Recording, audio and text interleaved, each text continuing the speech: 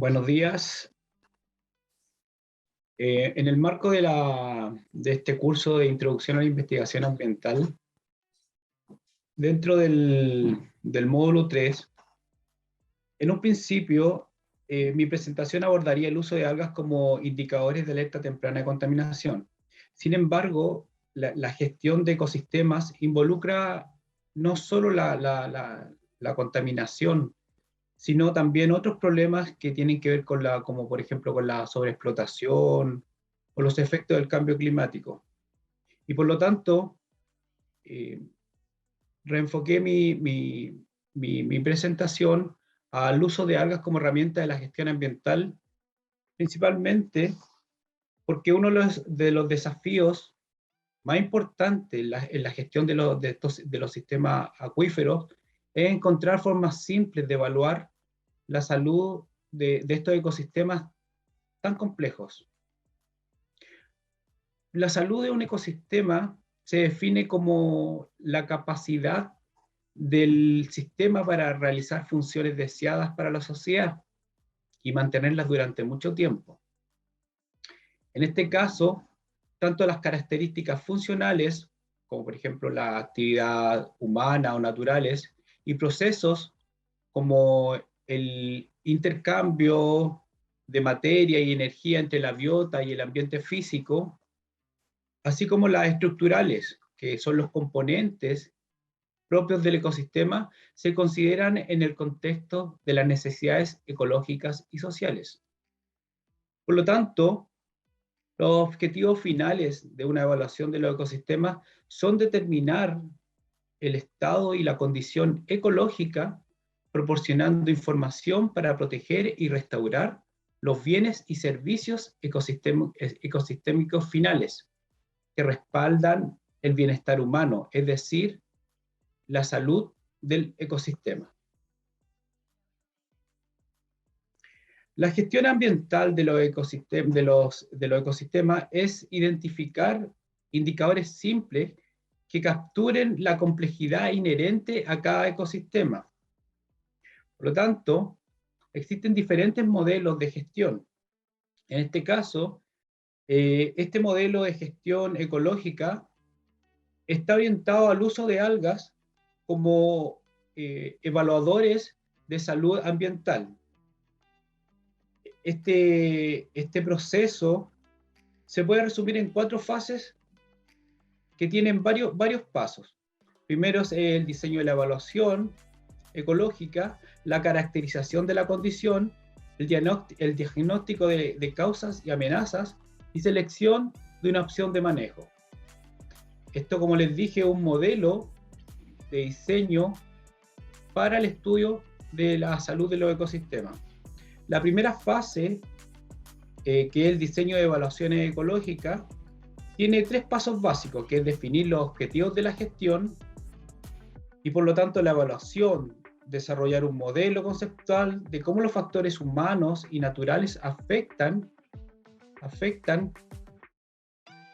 los atributos ecológicos valiosos relacionados con las metas de gestión y finalmente determinar un plan de muestreo. Este plan de muestreo. Luego el segundo paso es caracterizar las condiciones de este cuerpo de agua y se hace mediante la medición de las condiciones físico, químicas y biológicas actuales, lo que está pasando, y compararlo con las condiciones esperadas de acuerdo al modelo. O sea, ¿qué esperamos de la recuperación del modelo? ¿Queremos un modelo que vuelva a ser prístino? ¿Queremos un modelo que sea menos intervenido? ¿O queremos un modelo en que volvamos a un estado que sea de salud media para el uso de los diferentes servicios que prestan los ecosistemas? En este sentido, la condición esperada para los ecosistemas se puede definir de condición mínima perturbada y la condición deseada representan 2 alternativas contrastantes que pueden requerir diferentes estrategias de manejo. Luego llega la tercera etapa, que es el diagnóstico de las causas y amenazas respecto a los objetivos de la gestión, o sea, ¿qué causa el estrés en el ecosistema, o el daño en el ecosistema, o el cambio en el ecosistema? Por lo tanto, los objetivos de gestión implican relacionar la condición actual medida o la condición futura pronosticada a partir de los modelos de gestión y de pronóstico con los contaminantes y las alteraciones del hábitat, o sea, los factores de estrés, así como las actividades humanas que generan los factores de estrés. Luego, estos factores estresantes que causan o amenazan el deterioro de los bienes y servicios pueden identificarse al relacionar la condición actual observada con los efectos predichos usando relaciones de estrés-respuesta y múltiples líneas de evidencias de campo, experimentos o modelos. La estrategia de gestión, luego, la opción 4, busca la protección o la restauración del ecosistema a través de la selección de funciones que pueden reducir estos factores de estrés.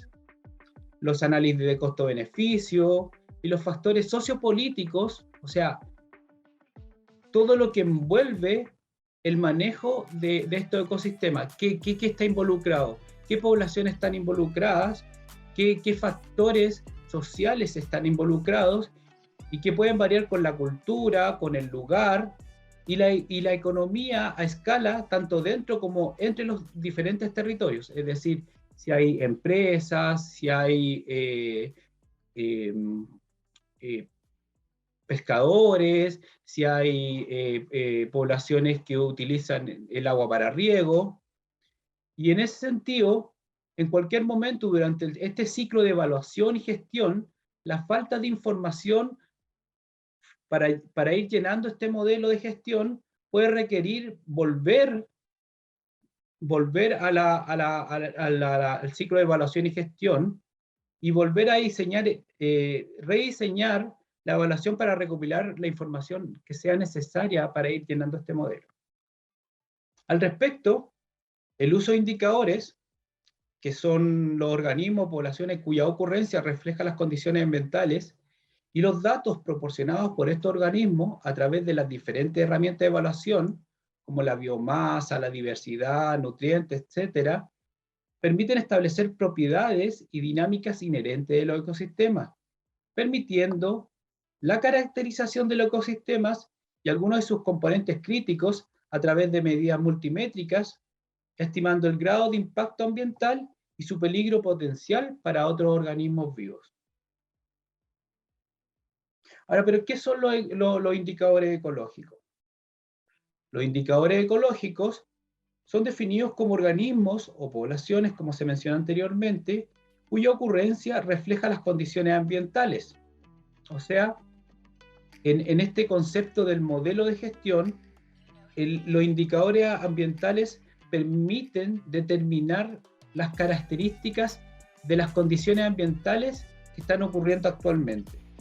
Y se utilizan comúnmente para proporcionar información sinóptica sobre los estados de los ecosistemas, como les mencionaba, y en la mayoría de los casos abordan la estructura y el funcionamiento del ecosistema, teniendo en cuenta un determinado aspecto o componente, por ejemplo, las concentraciones de nutrientes, los flujos de agua, la diversidad, y a veces la integridad ecológica en el nivel del sistema. Una de las cosas importantes, cuando se usan de manera efectiva estos indicadores, se espera que estos indicadores revelen las condiciones y las tendencias que van a ayudar a la planificación del desarrollo y a la toma de decisiones. Pero ahora bien, ¿cuáles son las características de un buen indicador? Por ejemplo, desde el punto de vista de la gestión, un buen indicador debe tener un significado científicamente sólido y acordado. O sea, debe ser objetivo. Ser representativo de un aspecto ambiental importante para la sociedad. Por ejemplo, la recreación, por ejemplo, la pesca, por ejemplo, la acuicultura, por ejemplo, ¿cómo se llama? El turismo. Estos indicadores deben proporcionar información valiosa con un significado fácilmente comprensible para cualquier tipo de público. En ese sentido, ser significativo para audiencias externas, es decir, para la comunidad, políticos o público en general. Y ayudar a enfocar la información para responder a las preguntas importantes. ¿Por qué está contaminado? ¿Por qué está cambiando? ¿Por qué está estresado este ecosistema? Y ayudar que estas decisiones sean eficientes y rentables, es decir, que sea efectivo en su uso. Ahora, dentro de esto del concepto de gestión también está la visión de un indicador como un indicador ecológico. Ahora, ¿qué podemos decir de las características que definen a un buen indicador ecológico? En términos del ecosistema propiamente tal, no en la gestión, sino que en términos del ecosistema propiamente tal. Primero que deben ser lo suficientemente sensibles para proporcionar una advertencia temprana de cambio. Estos indicadores deben distribuirse en un área geográfica amplia o de otra manera que sea ampliamente aplicable, o sea, un indicador que pueda encontrarse a lo largo de un gradiente latitudinal o de profundidad, o que este indicador, ya sea población o especie, nos permita evaluar diferentes ecosistemas.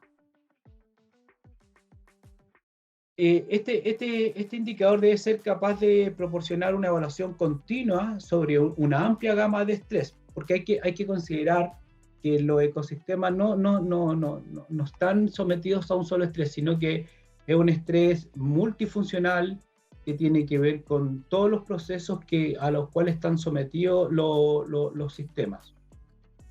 Tiene que ser relativamente independiente del tamaño de la muestra, o sea, en términos prácticos, si yo monitoreo una pequeña cantidad, puede ser tan eficiente como monitorear grandes cantidades.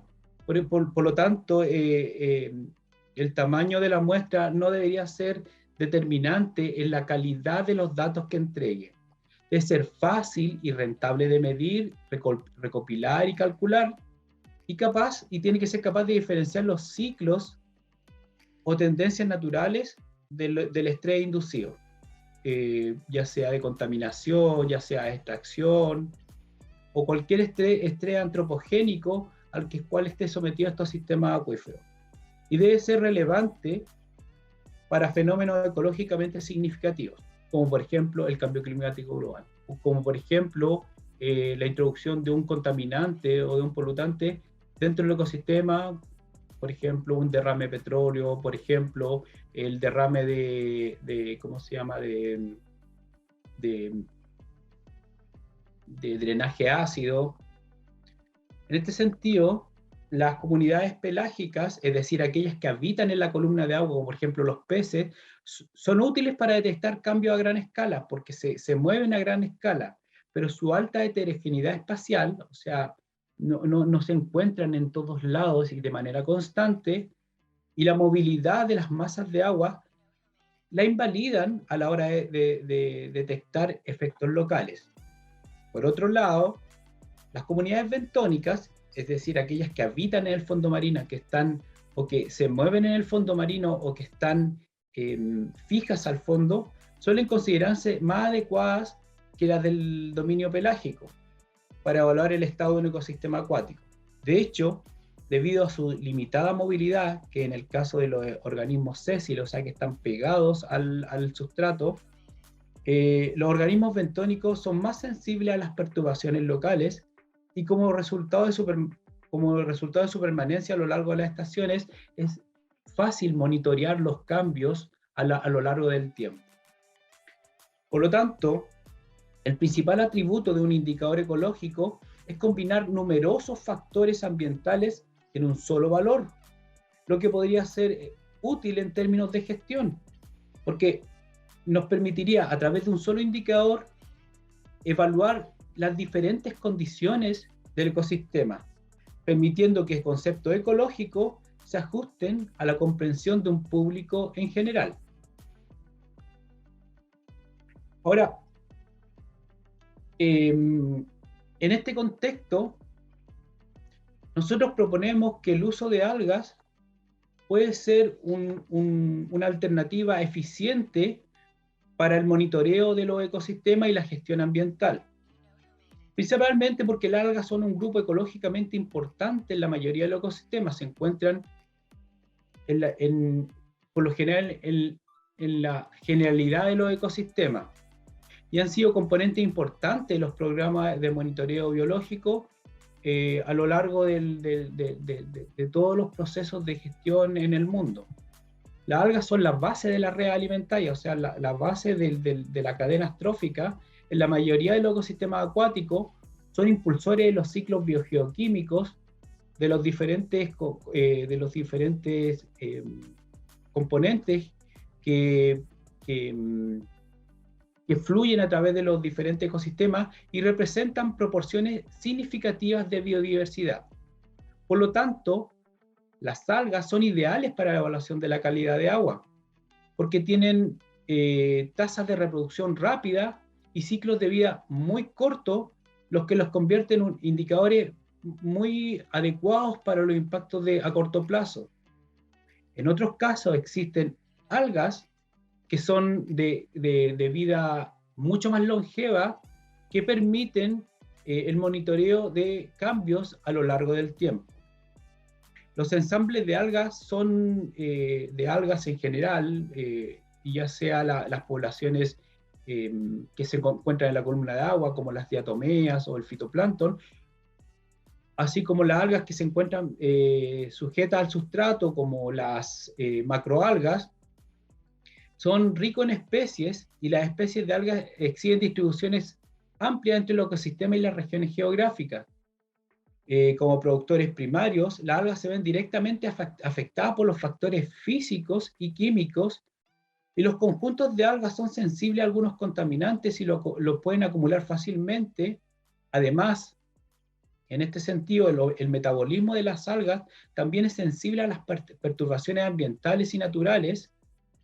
Y por otro lado, y que viene a aportar principalmente con la facilidad del uso de estos biomonitores, las algas se cultivan fácilmente en laboratorio, y el muestreo también es fácil, económico, y tiene un impacto mínimo en la biota residente. O sea, si yo utilizo algas, por ejemplo, de un intermareal, o saco microalgas de un río, para su estudio, para la determinación de contaminantes, para saber el tipo al cual están sometidos, el impacto sobre el ecosistema no es lo mismo que si yo sacara un organismo que sea importante y que se encuentre en menor número dentro de un ecosistema.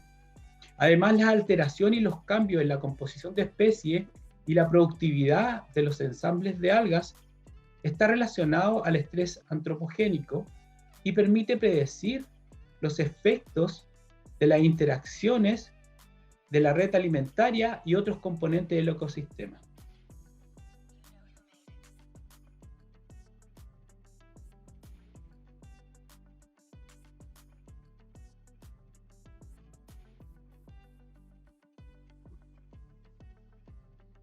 Así, a partir del uso de indicadores ecológicos, se utilizan formas métricas de evaluación mediante los índices ecológicos. Los índices ecológicos permiten cuantificar y sintetizar la condición ecológica general dentro de un ecosistema. Cada uno de los índices, como vemos acá, permite cuantificar, como les decía, y sintetizar la condición ecológica general. Y estos índices especifican condiciones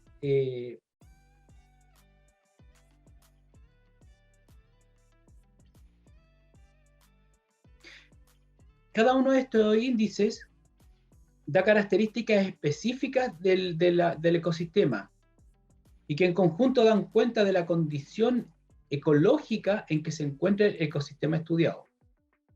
Los índices ecológicos, a través del uso de especies e indicadores, se centran en ciertas características como presencia y ausencia de una determinada especie, mientras que otros tienen en cuenta las diferentes estrategias ecológicas adoptadas por los organismos, como la diversidad o la variación energética del sistema a través de cambios en la biomasa de los individuos.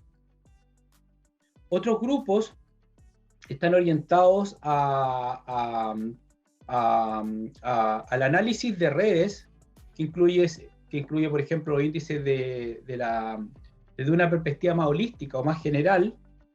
Y hay un último grupo que engloba información del medio ambiente en un único valor a través de diferentes índices de integridad. Así, por ejemplo, tenemos el índice de condición, ¿cómo se llama? Índice de condición basado en el valor de la diversidad de especies, que miden el aumento de especies, otros la dominancia de especies, otros basados en la abundancia que proporcionan las especies y que pretende resolver el incremento del número de especies y la uniformidad en una expresión simple. Todos estos índices que permiten integrar la información ambiental y dar luces de cuál es la condición de condición ecológica del ecosistema, permiten determinar qué características deben ser manejadas y controladas para el manejo eficiente y la gestión eficiente de estos ecosistemas. En este sentido, el uso de algas, en esta tabla, se resumen los diferentes atributos e indicadores de las algas que se utilizan en los diferentes programas de monitoreo en el mundo. En esta tabla se puede observar que las algas se estudian desde diferentes atributos. Por ejemplo, los atributos comunitarios de la estructura comunitaria se pueden estudiar utilizando diversos indicadores que se pueden estudiar a través de la biomasa, de la diversidad o de la composición de especies. Y cada uno de estos atributos es cuantificable mediante diversos índices, como por ejemplo el peso seco libre de cenizas, que se utiliza para la biomasa, la clorofila A, el biovolumen, la riqueza de especies, etc. En el caso del metabolismo comunitario, que considera principalmente el flujo de energía a través de la comunidad o de la especie indicadora, determina variables como la producción neta, la productividad, la bioacumulación, la actividad enzimática, y se pueden medir a través de cambios de biomasa, tasa de crecimiento, capacidad fotosintética. En el caso de la bioacumulación se mide la proporción de nutrientes, que vamos a ver más adelante, o la acumulación de metales. Finalmente tenemos el análisis poblacional, que evalúa el efecto del estrés o de algún tipo de contaminante o de los cambios sobre la especie o la población bioindicadora. Ahora, dentro de los atributos más usados en el estudio y monitoreo para la gestión ambiental, la biomasa de las algas es un indicador de la amenaza a la calidad del agua. La estética, por ejemplo, cuando hay mucha alga en los sistemas costeros, evita un turismo adecuado, o la recreación, o la productividad pesquera. Cuando hay muy poca alga, muy poca biomasa en los ecosistemas, se ve alterada las comunidades que viven, las comunidades ecológicas, que viven de esta cantidad de algas, o de la presencia de cierto tipo de algas. Por ejemplo,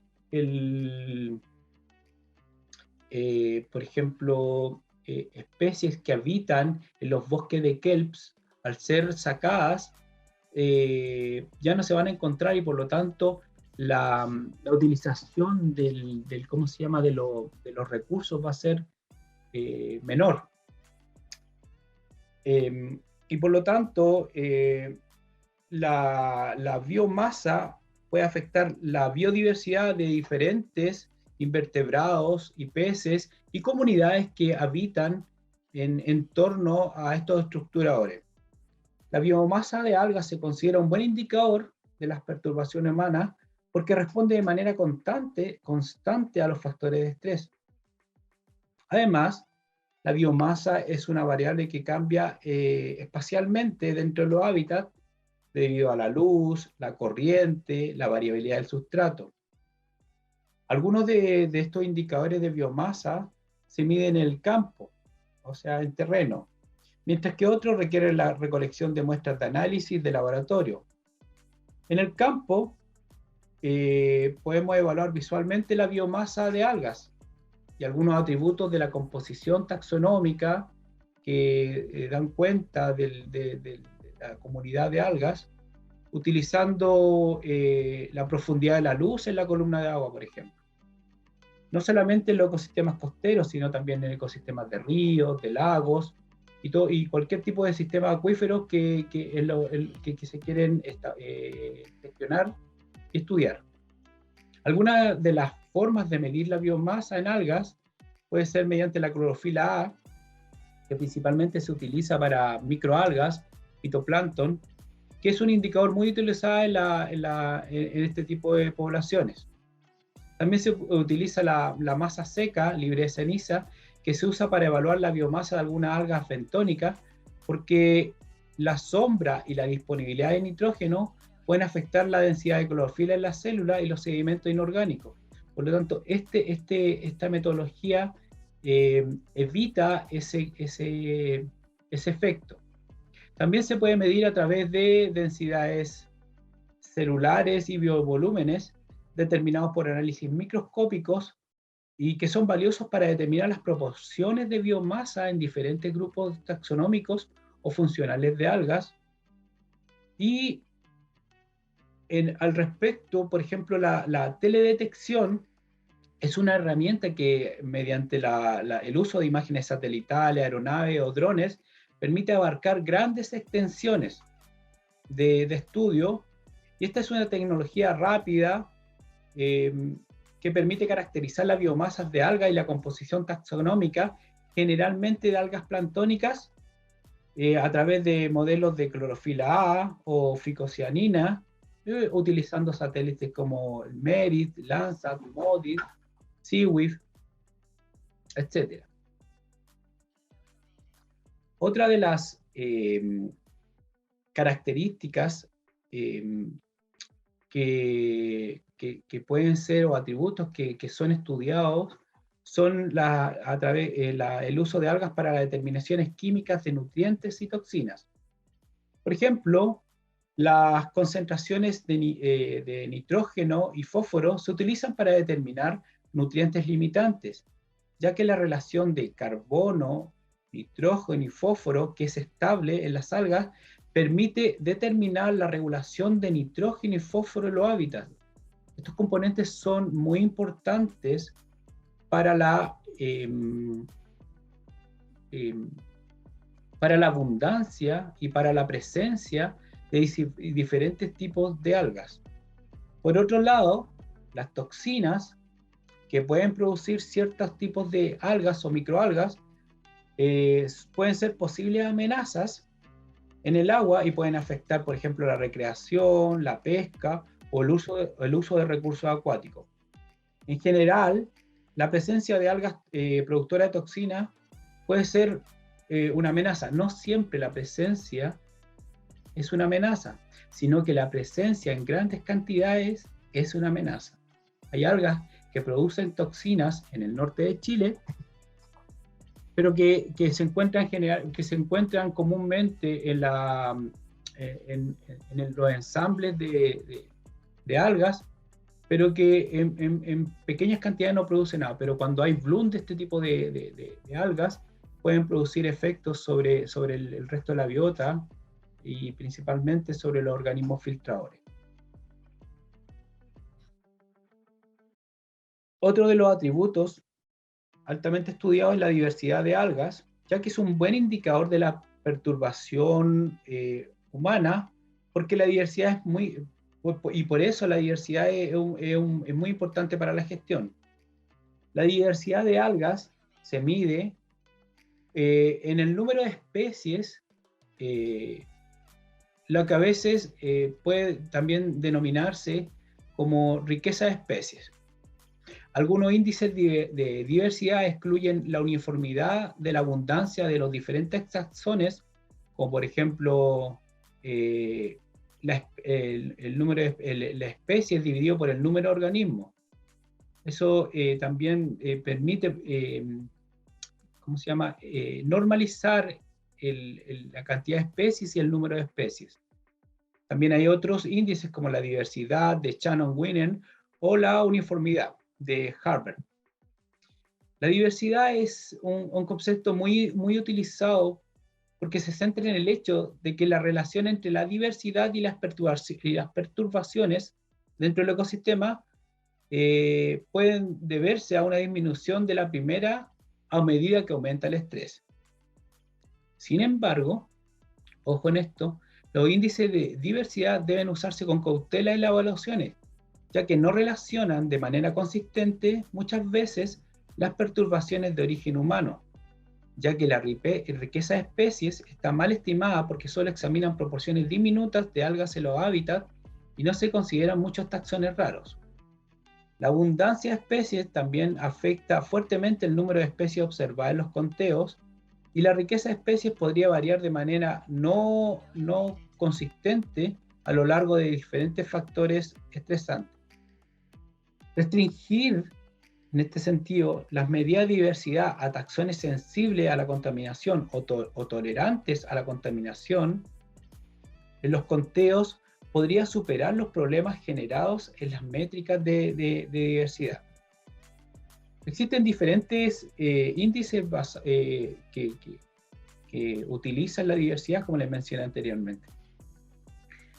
Al respecto, las medidas de diversidad se pueden dividir en tres categorías principales: los índices que miden el aumento del número de especies, los modelos de abundancia de especies, como curvas de dominancias, y los índices basados en la abundancia proporcional de especies, que pretende resolver el incremento del número de especies y la uniformidad en una expresión simple. Ahora, dentro de los grupos que se utilizan para los estudios y la gestión ambiental, encontramos los indicadores que utilizan los grupos de fitoplancton. El fitoplancton es el subgrupo autótrofo fotosintético que pertenecen a las comunidades planctónicas y que habitan en la columna de agua. Estos pueden proporcionar indicaciones sensibles y cuantificables de los cambios ecológicos y de las perturbaciones ambientales en las aguas superficiales. En este sentido también, debido a que estas comunidades tienen tasas rápidas de crecimiento y de respuesta a bajos niveles de contaminantes, son buenos indicadores. También la sucesión del fitoplancton, o sea, los cambios en la composición de especies en el fitoplancton y la composición de las comunidades, reflejan las condiciones ambientales del ecosistema y sirven de referencia para su gestión. En este sentido, el efecto de los nutrientes juega un papel importante en la estructura de estas comunidades. Por esta razón, el fitoplancton es un elemento clave en la definición de la calidad de agua de los sistemas marinos y costeros, y también de los ecosistemas acuíferos en general. En el caso del fitoplancton, se utilizan índices integrados que tienen varios factores, como la concentración de clorofila A, la frecuencia de recuento elevado de fitoplancton, que consideran especies individuales o células totales, la frecuencia de especies nocivas, que está orientado al estudio de los florecimientos de algas nocivas, y la progresión estacional de grupos funcionales, o sea, el cambio de diferentes especies a lo largo de una estación, de un gradiente, de un estrés.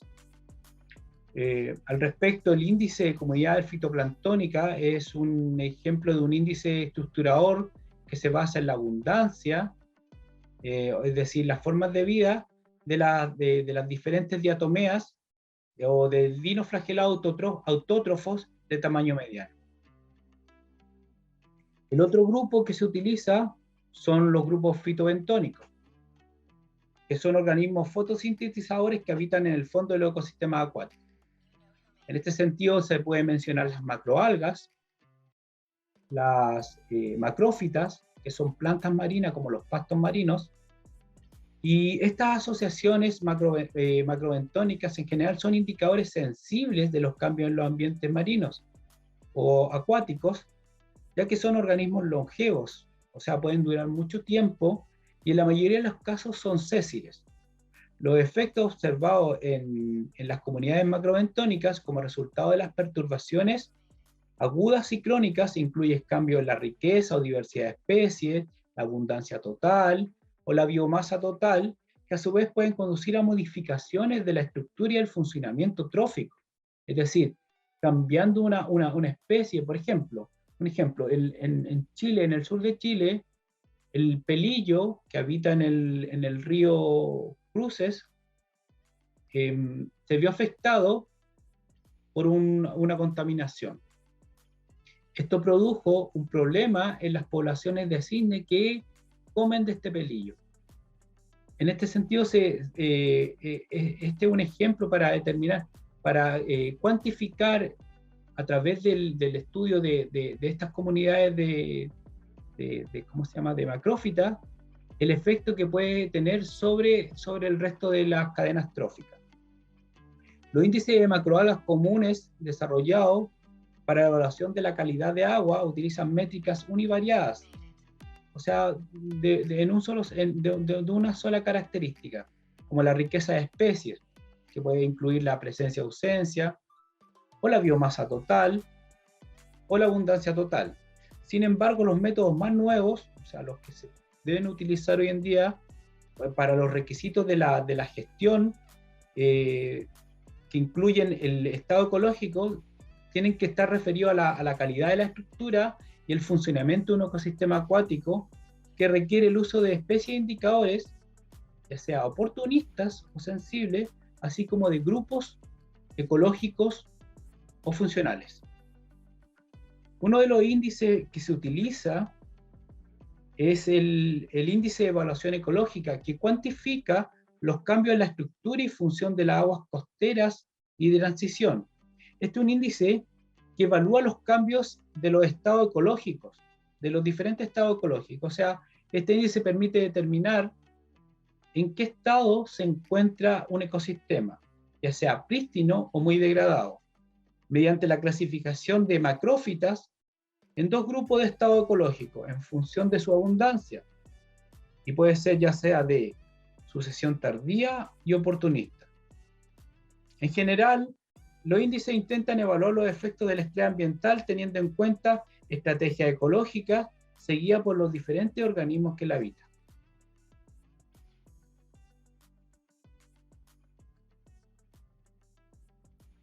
En este contexto, y ya como una forma de sintetizar el estudio de la gestión ambiental mediante la utilización de organismos vivos, organismos de fotosintetizadores, específicamente las algas, es que, como les mencionaba en un principio, este tipo de herramienta nos permite estudiar diferentes sistemas o diferentes cualidades del ecosistema. Al respecto, uno de los usos que se le ha dado al estudio de que se le ha dado al uso de algas, es el estudio de la evaluación de los ecosistemas de río que son afectados por los drenajes ácidos de mina. Los drenajes ácidos de mina son formaciones de agua ácidas que son vertidas a los arroyos o ríos, que son ricas en sulfatos y metales pesados. Esto es provocado por la lixiviación de sulfuros metálicos y de peritas, y en este caso se producen procesos de oxidación abiótica y oxidación biótica. Este es un problema que puede abarcar decenas de kilómetros en ríos y arroyos de todo el mundo, como se ve acá a la izquierda, y que son degradados por el legado de estas cargas ácidas, ya que, como les mencioné, poseen altas concentraciones de metales y producen una alta acidez en esta agua. Con el fin de mejorar y mantener los recursos acuáticos y mejorar la gestión de estos drenajes, se han ocupado diferentes estrategias que se han centrado en comprender y restaurar la estructura ecológica fundamental y la función y recomponer la función de estos arroyos afectados por los drenajes ácidos. Al respecto, las evaluaciones ecológicas son críticas para informar el estado actual de vigilancia necesaria. ¿Por qué utilizar algas para la evaluación de este ecosistema? Porque los drenajes ácidos afectan las comunidades de algas y su uso como indicador ecológico. Porque afectan los roles funcionales de la alga en los ecosistemas fluviales en general, y en última instancia es porque estos hallazgos, o sea, la observación del efecto sobre los ecosistemas, dan cuenta de la decisión que permitiría una mejor gestión y evaluación efectiva para la restauración de estos ecosistemas. Así, a medida que aumenta la gravedad, por ejemplo, como vemos acá, a medida que aumenta la gravedad de un drenaje ácido, disminuye la riqueza y diversidad total de especies de algas, al igual que la diversidad de grupos de diatomea, de cuerpos blandos y macroalgas individualmente. Este modelo conceptual de un gradiente de condición biológica que se observa que los atributos y funciones de la comunidad de un río se pierde a medida que aumenta la severidad o el efecto del drenaje ácido de minas. Por lo tanto, en este contexto, el biomonitoreo es crucial para los programas de evaluación porque brinda resultados ecológicos cuantificables que entregan un contexto para determinar y gestionar los efectos de este tipo de contaminación y su impacto de la calidad de agua en los ecosistemas. La diversidad de especies, por ejemplo, y las métricas biológicas, como por ejemplo porcentaje de taxones tolerantes, sensibles o acidófilos, ciertos grupos taxonómicos, gremios funcionales, son herramientas ampliamente utilizadas en la evaluación de este tipo de contaminación y nos permite comparar a través de los diversos índices los ecosistemas dañados con drenaje ácidos versus aquellos que son prácticamente prístinos. Por ejemplo, este tipo de modelo permite considerar el estado del ecosistema en diferentes niveles. El nivel 1, que es el que está acá, es que se preserva la composición taxonómica, la estructura y la función de las comunidades naturales. El 2, que ya se encuentra por acá, es la estructura y la función del ecosistema encontrado son similares a las comunidades naturales, la función de los ecosistemas se mantienen, pero pueden ocurrir pequeños cambios en la biomasa y taxones. O sea, nos encontramos en el límite. En el 3, ya por acá, los cambios son notables en la estructura y los taxones sensibles comienzan a desaparecer y las funciones del ecosistema, las funciones del ecosistema, aunque se mantienen, están en un proceso muy sensible de cambio. El número 4 ya comienza a caer en la curva, son cambios moderados en la estructura. Hay reemplazo de taxones tolerantes y las funciones del ecosistema comienzan a disminuir drásticamente. Finalmente llegamos acá, donde el nivel 6 hay cambios severos en la estructura y hay una pérdida importante de la función, cambios completos en la composición y abundancias taxonómicas que reducen considerablemente la complejidad del ecosistema. Por lo tanto, a través del estudio de microalgas, de biomonitores, de comunidades, de poblaciones, nosotros podemos determinar en qué estado se pueden encontrar estos sistemas afectados por los drenajes ácidos. Y a partir de esta información, nosotros podemos determinar, versus la información que tenemos de ecosistemas no afectados, podemos considerar planes de gestión y manejo y en el nivel en el que queremos estar. No podemos llegar quizá al nivel de prístino, que es como este nivel, pero sí podemos llegar a un nivel funcional que permita que estos ecosistemas puedan cumplir sus funciones y que estos ecosistemas, como les mencioné en un principio, puedan tener una salud adecuada que nos brinde las funciones que todos los ecosistemas, a partir de la determinación del estado en que se encuentran los ecosistemas afectados por el drenaje ácido, podemos considerar los diferentes planes de gestión y manejo para determinar en qué estado queremos establecer estos ecosistemas, de tal manera que permitan proveer los servicios ecosistemas para la comunidad. Bueno, muchas gracias por escuchar esta presentación. Espero que haya servido como aporte para el conocimiento y de la gestión y el uso de estos organismos, y que en términos generales son transversales a los diferentes estudios. Muchas gracias. Hasta luego.